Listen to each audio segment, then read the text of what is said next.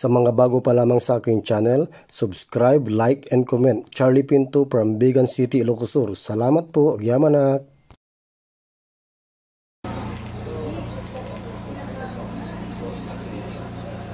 Yan ang mga kahon-kahon na na-surrender na mga shabu. Nasa 96 na kahon.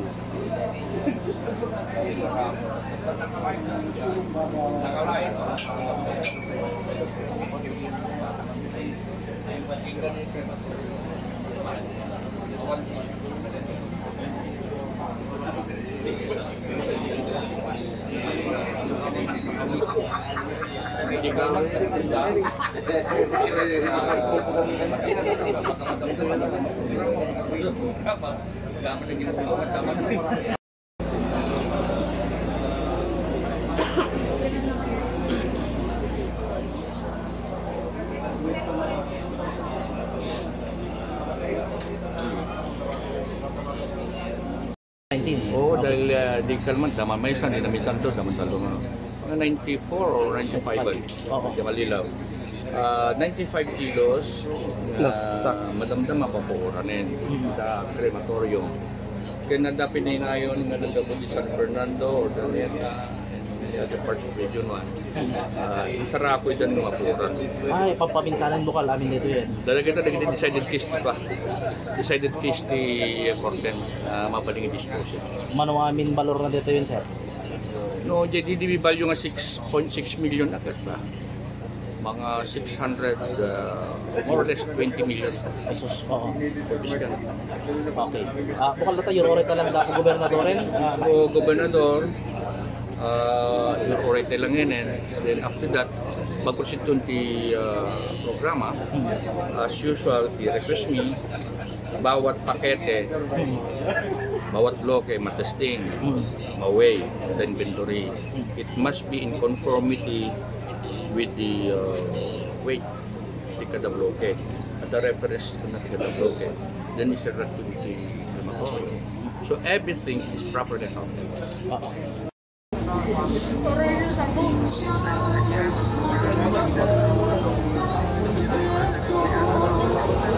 Hey guys.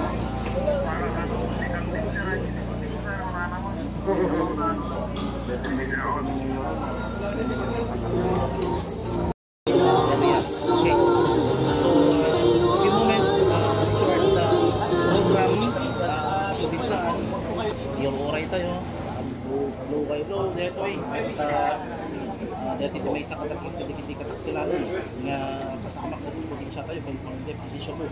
Sa panang sumpi tayo man kalagiti informasyon kada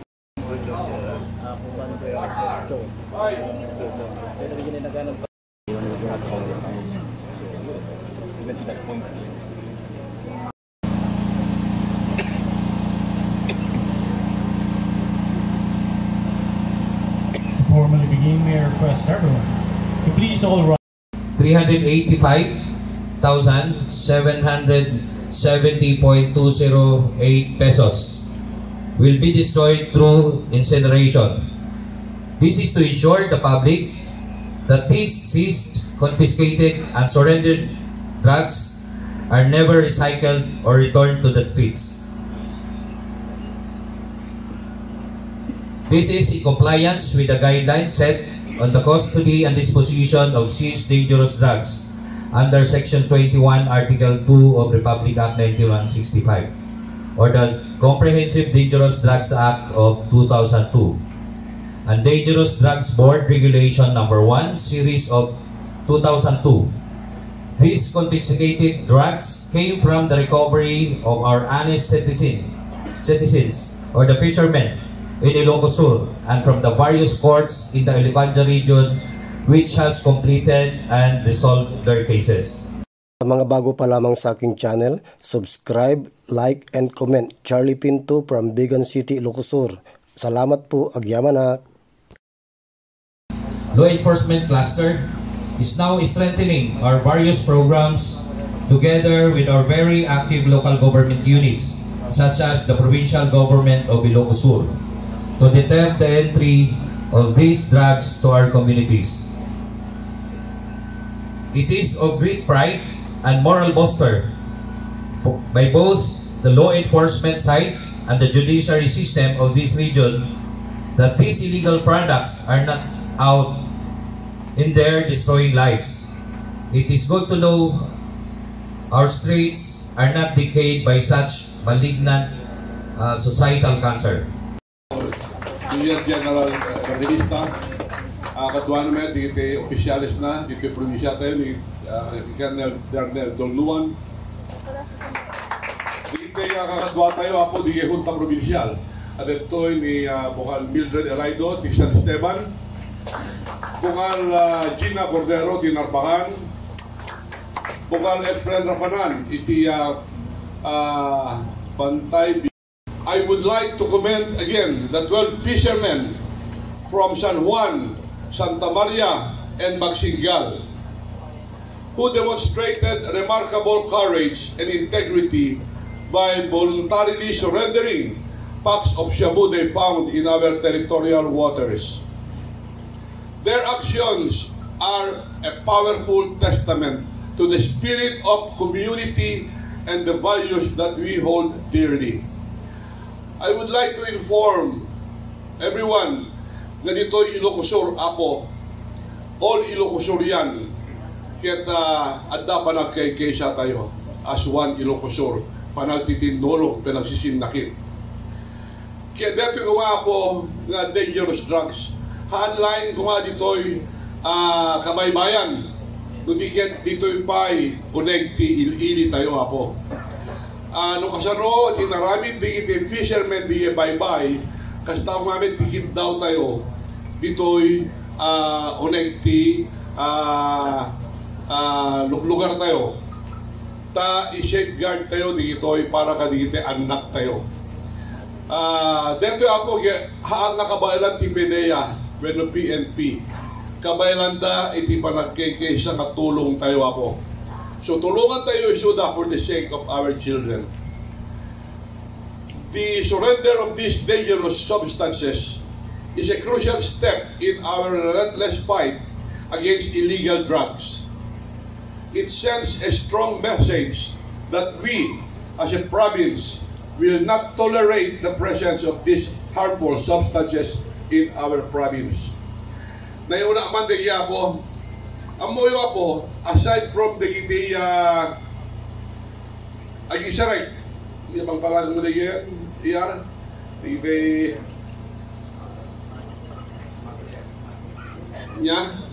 the pusher, aside from the pusher, nakalaban tayo, di kalaban tayo, anak tayo nga victims of drugs. Tadi the victims of drugs po, nadadayon ti ote dan. Ket so that ipakarumet nga kadwa dito supplier dito pusher. So datayo ka pamilya nga kangastoy tulungan tayo apo dito anak tayo nga victims at da istoryaek Vice Mayor of PLD responsibility. It is imperative that we continue to work together, remain vigilant, and support one another in our ongoing battle of achieving a drug-free Ilocosur. Datayo amin na po, tulungan tayo med ti Presidente Bongbong Marcos. Iso ti Presidente ti Pilipinas, masapol na ti tulong. Tulungan tayo po, datayo. And Operational Procedure OP-LSV DED-03 with title Destruction of Dangerous Drugs.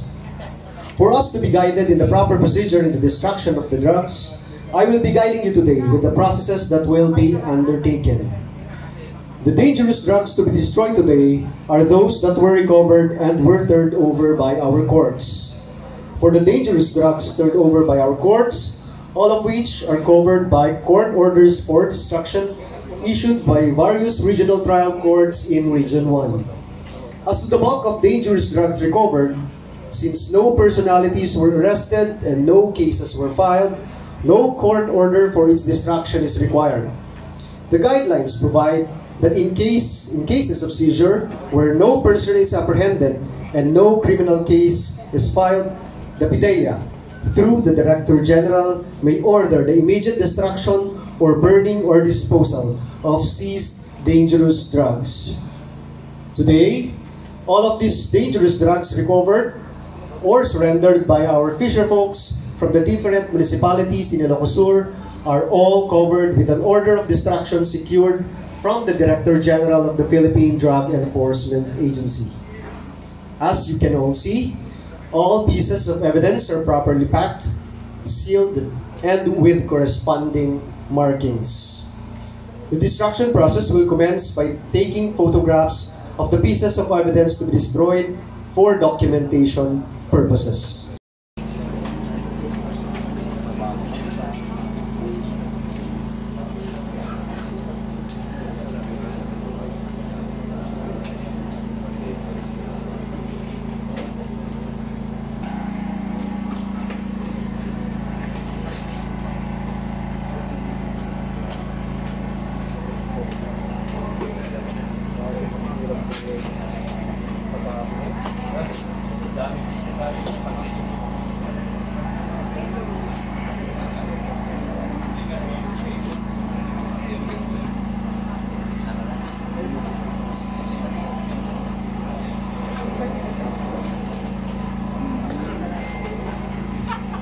Dato ya po ket akas kid daw di kay mayors. Hindi may meeting di PPOC. This is the request of the mayors. Nga kaya da maritan ta malagi na din narami di Manila. At da bolto ti siya po nga ikabi da ti pilit galando. Sa tonelada di magnet. Dagyan di ka mo tayo ako. Manila dia tanana, bukaw. So dingin di kay consent ni mayores tayo.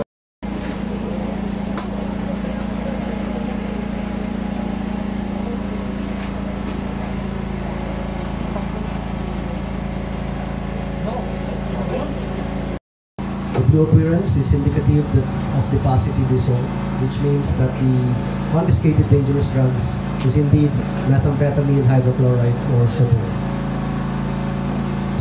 May I invite our Director General, live feed of our initial toss, first feed through our monitor. Yan ang crematorium chamber.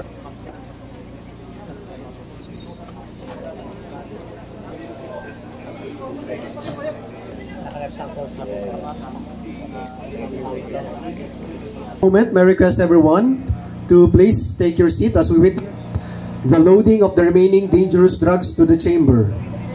All the items for destruction will be carried into the chamber by authorized PDEA personnel accompanied by authorized facility for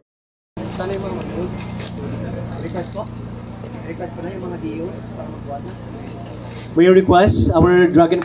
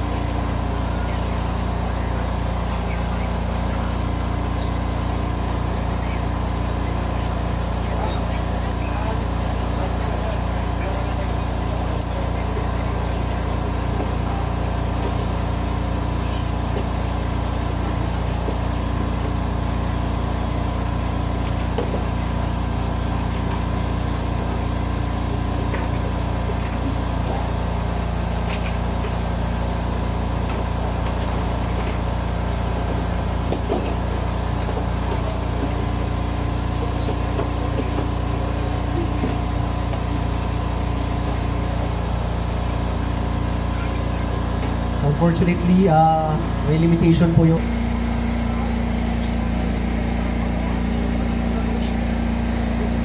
Majority of our danger evidence is now in the chamber. May I request our Director General Lazo, sir, to please do the honor to close and padlock the chamber. He will be assisted by the PIDEA Regional Office 1 Evidence Custodian.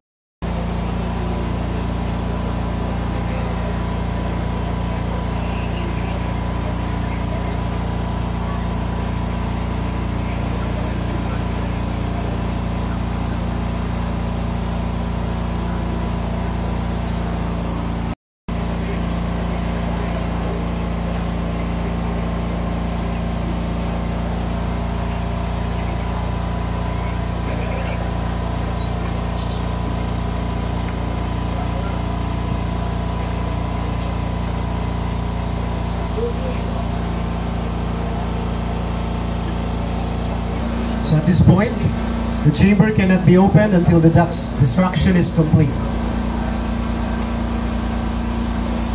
The chamber is being sealed and locked to ensure that it will be always closed until the completion of the destruction.